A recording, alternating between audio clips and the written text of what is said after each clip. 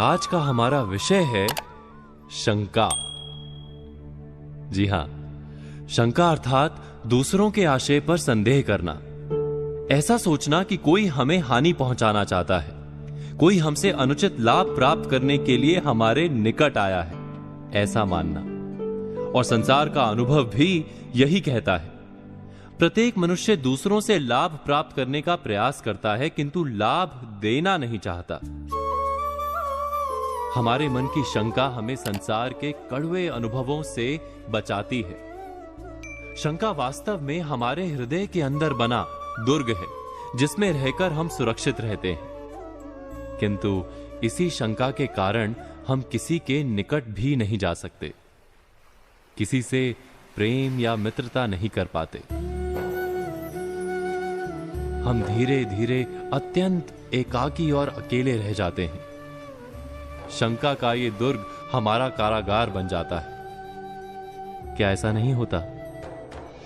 इस कारागार को तोड़ने का, इस बंधन से छूटने का उपाय क्या हो सकता है? यदि शंका का स्वरूप बहुत बड़ा हो जाए तो मन का रोग भी बन सकता है। अधिकतर मनोरोग वास्तव में शंका का ही परिणाम है। तो विचार करें कि शंका का जन्म कहां से होता है? अवश्य ही भय से।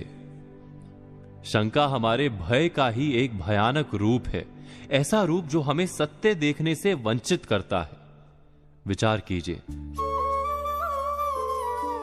क्या हमारा भय सदा ही वास्तविक होता है? क्या हमारे निकट आने वाला हर व्यक्ति वास्तव में हमें केवल हानि पहुंचाने का प्रयत्न करता है? इसका जवाब यदि सरलता से ना मिले तो स्वयं का मन टटोलिए। क्या हम सदा दूसरों को हानि पहुंचाने का प्रयत्न करते हैं? नहीं ना? तो दूसरे भी तो सच्ची मित्रता और सच्चा प्रेम दे ही सकते हैं। ये जानते हुए भी हम क्यों शंका के कारागार में फंसते चले जाते हैं?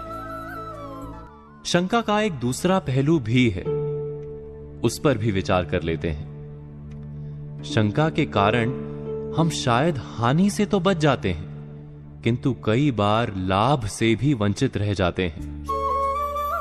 बुरी नीयत वाले व्यक्ति के पास से भी हम लाभ प्राप्त कर ही सकते हैं, जैसे जहर से भरे वृक्ष के फूल में से भी मधुमक्खी अपने लिए शहद चुरा सकती है। तो शंका से बचने का उपाय क्या हो सकता है?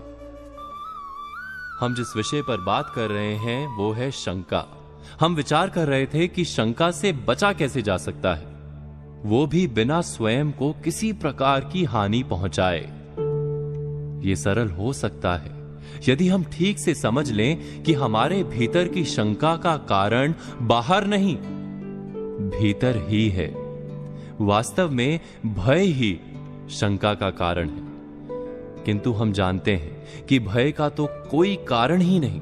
भय से कभी कोई लाभ प्राप्त हो ही नहीं सकता। संसार का क्रम है कि आज का नुकसान कल का फायदा बन सकता है, आज की हानि कल जीवन का पाठ बनकर दिखाई देती है।